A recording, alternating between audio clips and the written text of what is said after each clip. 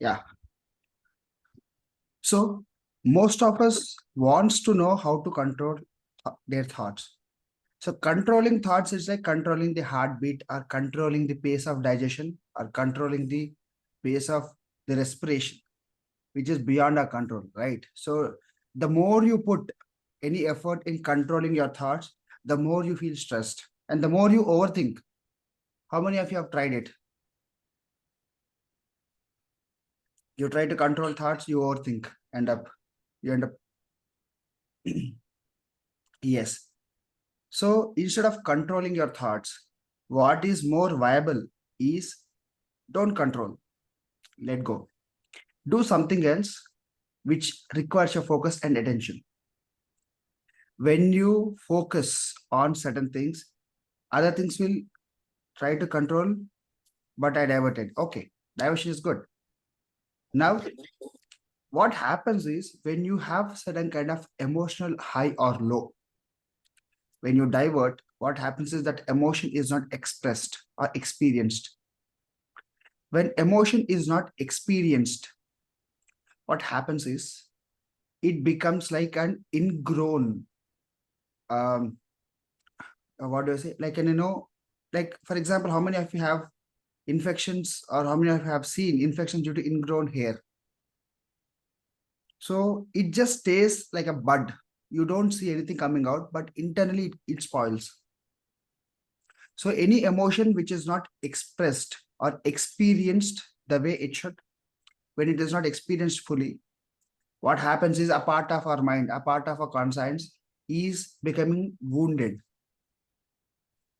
So when that is not expressed or when it is not channeled properly, there would be at some point in your life, there will be certain moments in life where all of it erupts. I think you can relate with it. Whenever an argument happens between two people, most of the times we don't speak about that incident. We bring a topic which happened like years ago. How many of you have witnessed it? Certain thing goes wrong, we bring in years ago concept or an event. That person, other person would be like, yeah, why are you bringing this now? Because the emotion of that moment, which is not expressed, is still there inside you, and that tries to come out. So whenever two people argue, definitely we bring in old thought, old unexpressed or unexperienced emotion. Okay. So that is the real reason a lot of people stay stuck. When something goes wrong, a reel is played in their mind of all things that went wrong. So that will affect their self-worth, that will affect their self-love, that will affect their self-image.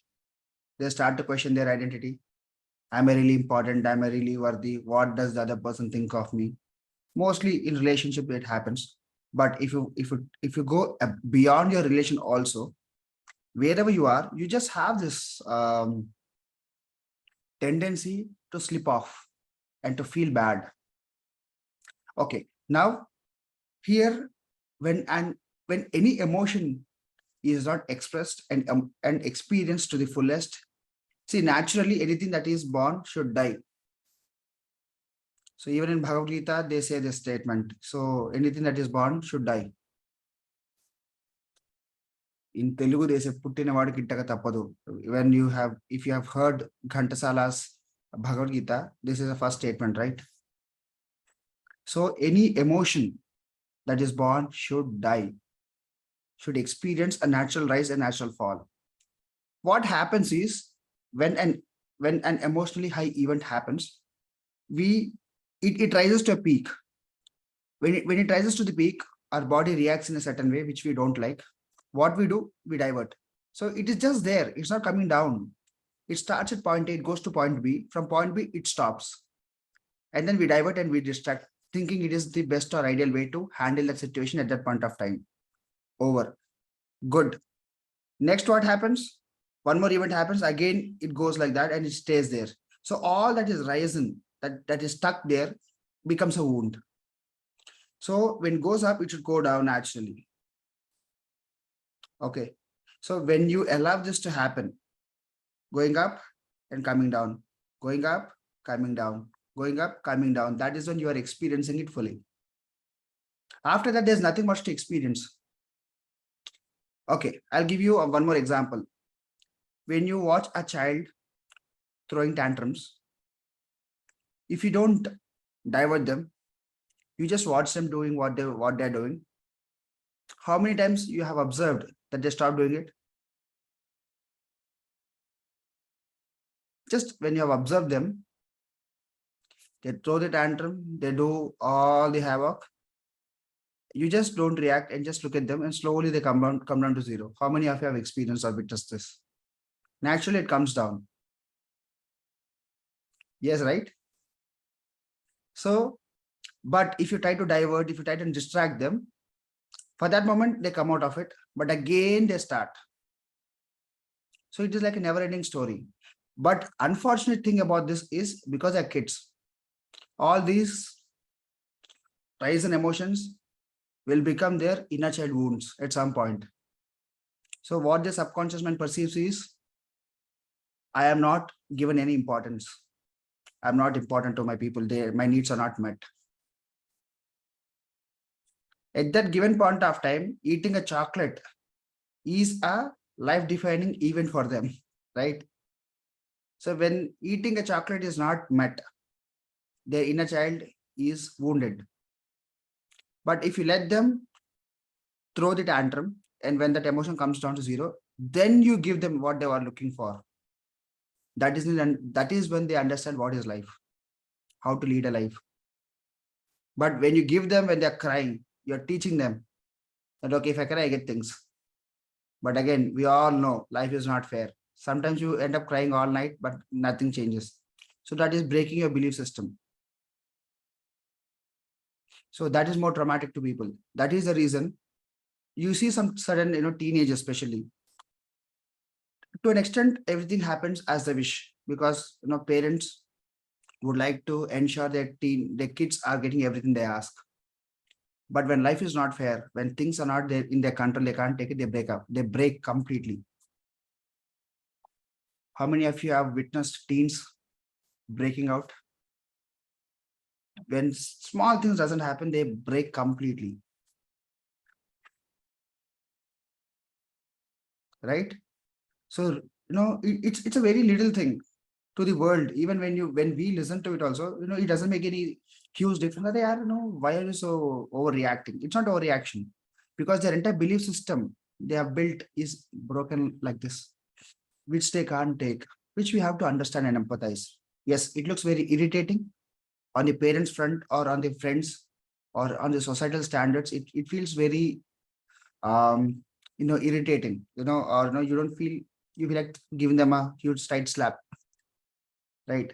But the point is, to them, they have been trained that when the emotion is at high, they should be getting things, or they are getting things. They have been programmed like that. So emotion should go up and it should come down. When it comes down, then if they get what they're looking for, then they understand emotions are not the reason they're looking for things. To satisfy that emotion, they're not looking for things. And once that is done, people will stop being impulsive buyers. Today, shopping addiction is one of the biggest addictions on the planet. Consumerism is thriving because of this addiction. I think we have asked this question. How many times we have purchased things which we don't need and they end up unused? How many of you have purchased things which you have not used at all?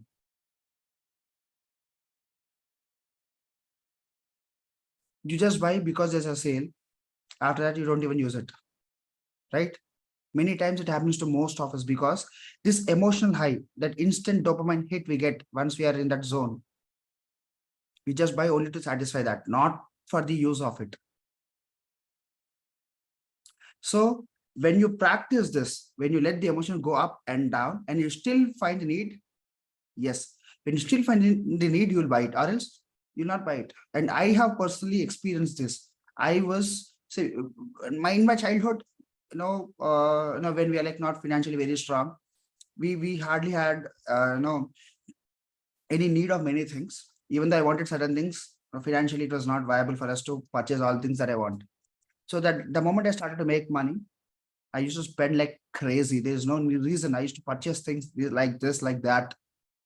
No, and my house is filled with Amazon packages on daily basis. Okay, something or other used to land up, and many of the times they were not even opened. I used to feel happy because I have ordered it, not because I want to use it.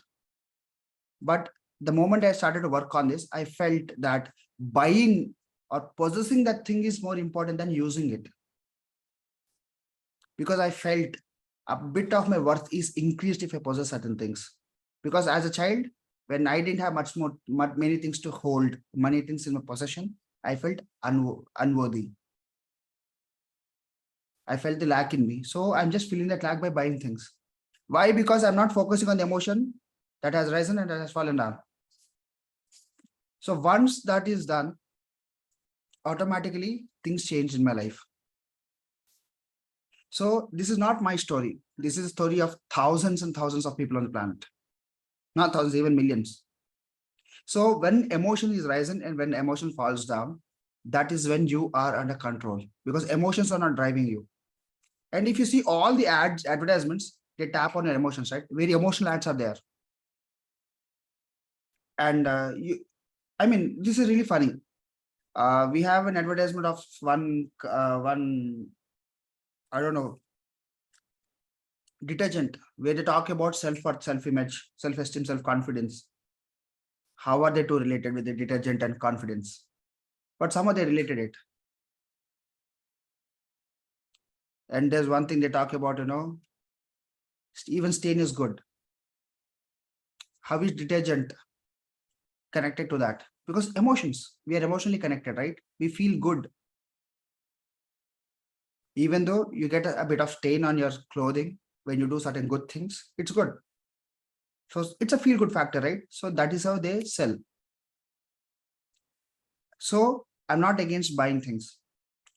Nobody's against buying things. But the point is, if you know the reason why you should be buying, you will be reducing your dopamine hits. When every day your dopamine is hit like this and it is settled, what happens is there's nothing left inside you. So you lose all the passion, all the interest because of that one moment. Okay. How many are understanding what am I saying?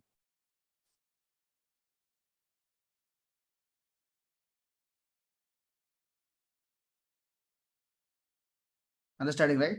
Make sense? Yes. Ha. So here we are focusing. See, since feeling is the secret, when see, we are working on the feelings and emotions, right? So when you're living in the moment, first thing that you should be practicing is the moment you get a dopamine hit, what happens is that is draining you of your purpose. So instant dopamine hits will give nothing in the long run. Hence, people who are addicted to certain things do not accomplish much, because they're getting satisfied with that small thing and there's nothing left for them to go forward in life. Because the passion, the drive that you have to accomplish certain things is lost because of that small thing. For example, okay, we all are adults here. So when you talk about porn addiction or masturbation, so when a person is indulging in that, once the entire event is done, they sleep. They just lose their entire energy. They lose their entire interest in that moment. After that, what they do? Nothing. So when people indulge in these kind of activities, what happens is they lose their complete focus. So when Deepak sir is telling that, when he's focusing on one moment by doing this exercise, other things are lost. Other aspects around him are losing their significance in his life. That means you are focusing, you're building all your energy onto one thing. So there's no leakage. When there is no leakage, you have a lot of strength to put your path running. Put yourself on the path that is running. Right? So when you feel when you are focusing on your feeling, what actually happens is your mind is on that path, on that moment. Whatever you are focusing on in that moment, yeah, that is where your body, your mind is. And this is very, very important for you to understand. So when you're focusing on one thing at a time, you have a lot of strength.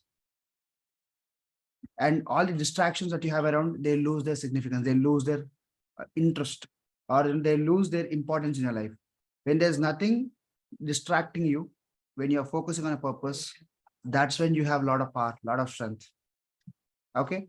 So feeling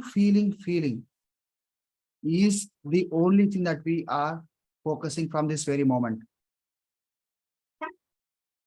This very moment we are working on is that commitment to spend at least 10 seconds to 30 seconds in a day only onto the feeling aspect. Only 10 seconds to 30 seconds. It's not a big deal. But when you do it consistently, you are building a program. You're building a habit. What is the habit? The habit of being in the moment, putting everything aside. When you put everything aside and you are developing the habit of being in the moment, what happens is fundamentally you are eliminating the overthinking aspect or element inside you. Because biggest problem happens to the world is they focus on everything else apart from the one that they have. And that affects them in every possible way. So from this very moment, we will have a strong, we will resolution. We'll have a strong resolution that I spend at least 20 to 30 seconds on daily basis on to building this habit of being in this moment. See, the technique is very simple. So very basic. Technique is very simple, very basic. But all that matters is the execution of it. When you start to execute this habit of being in the moment on daily basis, magically your life transforms. Okay. Again, when we talk about the emotions, feeling of an emotion. So whenever you are in a state of high, you're crying, or you feel like crying, you feel so much angry, you feel so much how do you say, lost. First thing that you do is be in the moment, do nothing. You observe it falling down. And then you use your shifters. That's when you are building you are letting the emotion go up, come down, and then you are not allowing the train of thoughts pull the same event in your mind. Once that is done, you are reasonably very, very free. When you are reasonably free, or when you have reasonable space, that is when you start working on yourself. Okay, then you use this shifter so that you're not avoiding the emotion. You are experiencing the emotion, you are letting it go, and then you are giving yourself the space to transform. Because usually what happens when something goes wrong, we divert, and then you think, rethink, overthink, and that becomes a part of your identity at some point, right? How many of you can relate to this?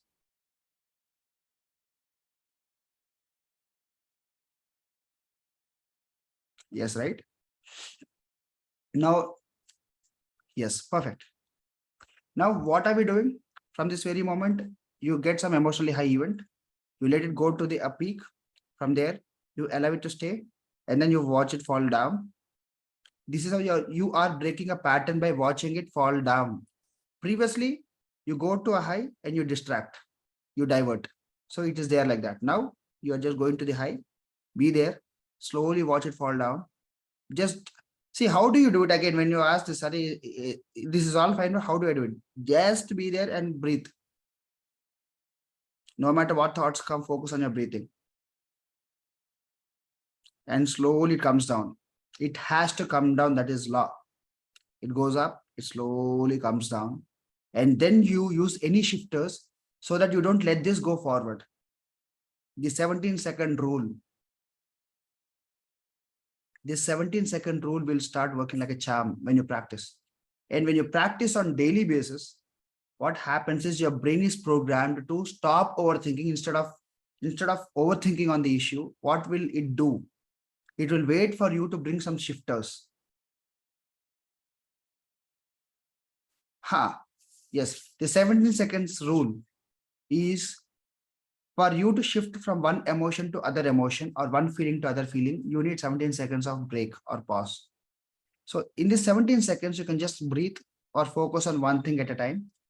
The connection you have with the old thought is gone in this 17 seconds.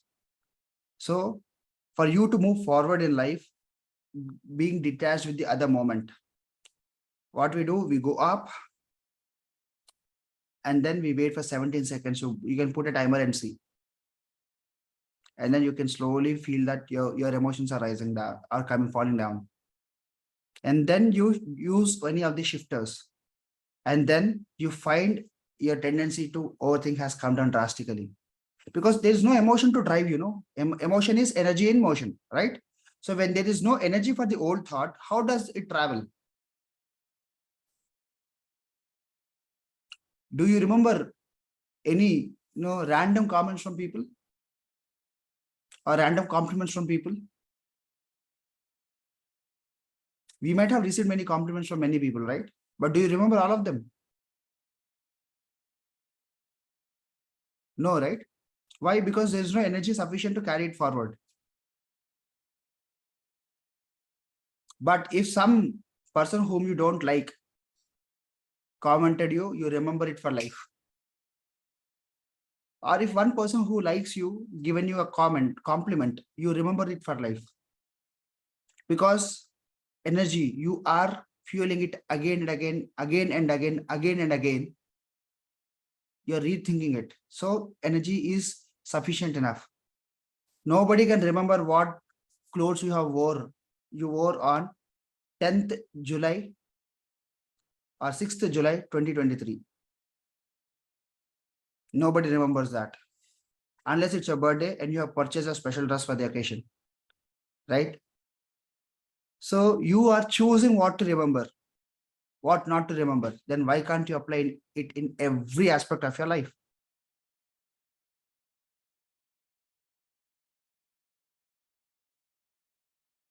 Ask yourself this question. All the difficulty is just in the mind. Make sense? All the difficulty is just in the mind. The moment you say it is difficult, your mind is programmed. Is like, it's like, you have lit a matchstick and threw it in a pot of oil. It burns like that. Your mind is like, okay, your wish, whatever you say, it's my command. The moment you say it is difficult, yes, it becomes very difficult. The moment you say, okay, let me try.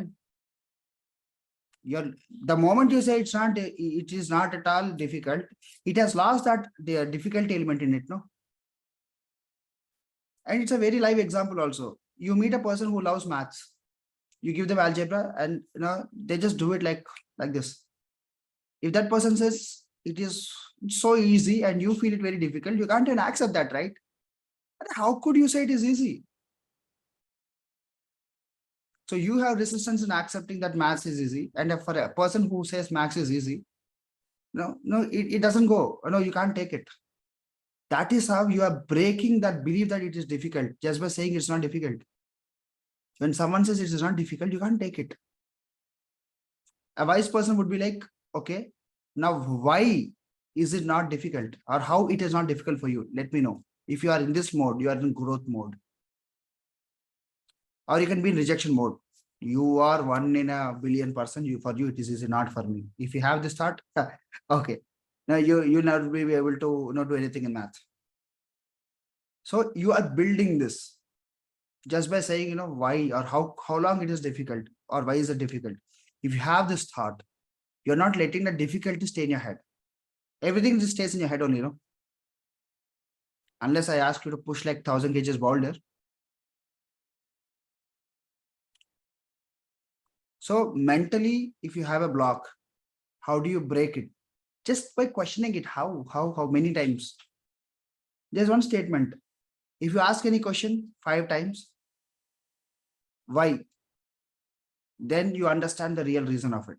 How many of you have heard this rule? If you ask a question, if you ask something why for 5 times in a row, for every answer you get, you ask again why. For example, why did you, for example, a child hit other child. If you ask that question, if you ask the child 5 times, why did you hit? He gives one answer. First why, he give one answer. Again, for that answer, ask again why. For that answer, again ask why. For that answer, again ask why. When you ask 5 whys, 5 times why, that's when the real reason comes out. And that is very, very simple. That's a very, very silly thing to the outside world. But for that kid, that's a real thing. That's a big thing. And if it is not addressed at that point of time, it becomes their shadow self. Maybe he felt jealous. Maybe he felt most jealousy or enviousness would be there because of the comparison. Why the kids behave that way is only that, mostly that. So if that is not addressed that way, it becomes their part of the personality. As they grow, it becomes a huge challenge for them to move forward. Okay. So today, because it's the last day in this week, I am not bringing any meditation here. I'm just bringing some theory here. So let us understand. So we have like 2 days as a weekend. So in this weekend, if you can focus on understanding how do I let an emotion go to the high and come to the low. Just do this up and down. That is going to be a great life changer in your, for you. It changes your life completely. Because the moment you let the emotion go up and come down, that's when you are having a lot of power. Any emotion for that matter. Everybody, if I nudge a person, a lot of people have a lot of stuck emotions inside them. If I just need to tap them once, and a lot of people will start crying. Most of us have a lot of things in their mind, right? So just think of one very, very, very, very emotionally high moment in life, and then focus how you feel.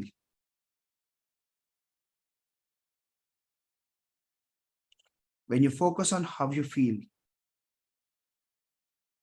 and then feel it till it becomes zero, you'll be surprised. It doesn't take much time unless you distract with other thoughts. Just focus on that emotion. It goes up, up, up, and it naturally falls down because emotion is not sufficient for it to travel for a long time. Just focus. How does it feel? For example, you're feeling sad. Feel the sadness. How do you feel? Just observe. What is happening to your body when you're feeling? Close your eyes and just feel. You feel something churning in your stomach. You feel your heart beating faster. You feel some shortness in breath. Maybe the same symptoms or same kind of approach or same kind of change happens when you are in emotionally, when you're even angry also. So just observe your anger. If you don't fuel it with new thoughts, just be in the moment.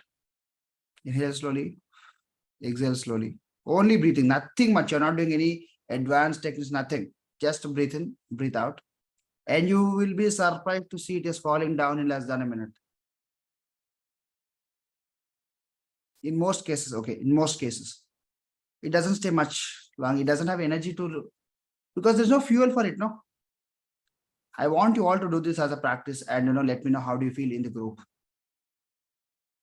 Okay. Everyone, take these 2 days that you have got as an opportunity to work on yourself. Focus on the feeling. Any feeling that starts, it has to come down. Feel it thoroughly. Let it go up, come down. Once it is at zero, Then you use a shifter and you will see magically you were gone in the tendency, gone out of the tendency to rethink or overthink. Okay. And this is very, very powerful, very, very effective. I use it every time. Not just me, all the people who are in the self-help zone, they give this as a very important cue to their participants to work on themselves. It's not difficult. It's pretty easy. You just have to question. The moment you ask the right questions, fundamentally the belief is broken, sorry, is shaken. Shifters. Yes, make a list of all that makes you happy. These are shifters. It could be writing a poem, or singing a song, or talking to your friend, or traveling, or doing what you love, or sometimes even eating, sitting in the sun, or even sleeping. Shifters. So make a list of all the shifters and do any of it. So when you have a list of things, you know what can be of use. Okay, make sense? Any questions? Anything you wanted to share?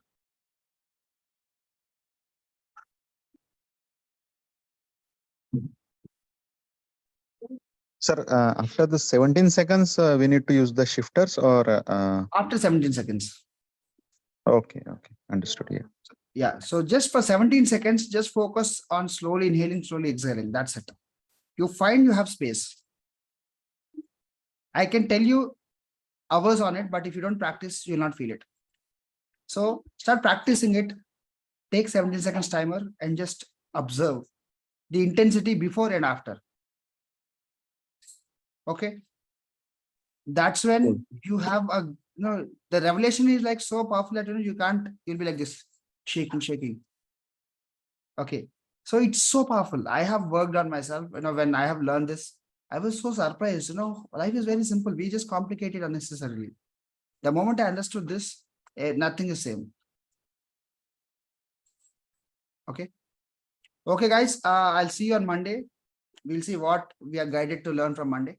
And these 2 days, make sure you're putting things into practice, because persistent and consistent practice is the key to build anything. Because we build overthinking over time by repeatedly doing it again and again, right? Anxiety is like that. Stress is like that. We have consistently programmed ourselves by doing it again and again, consciously or unconsciously. So how do you break it? By bringing a new habit. So there's one statement. How do you make a line shorter? By drawing a bigger line beside it, right? That is what we are doing. Not breaking our heads. No algebra. No Pythagoras theorem here. We are just using common sense. Draw a bigger line beside it. This line will become shorter naturally. So we are not trying to eliminate anything on this existent line. We are drawing something bigger. We are focusing on that. At some point, this becomes non-existent. This is one of the ways we eliminate. Not every time it works, but yeah, in most cases it works. Okay, the meeting is going to end any moment. If you have anything to share, you can share, or else. See, put your experience in the group and make sure your learnings, what are their learnings? Okay, when you write the learning that you have experienced, that gives some pointers to others. If you say it is good, I felt so nice, but okay, that's nice, but that has got nothing to learn, right? Nobody can learn anything out of it. So just observe the shift that you have seen and mention that shift and post it in the group, so that it's like education to others. Make sense?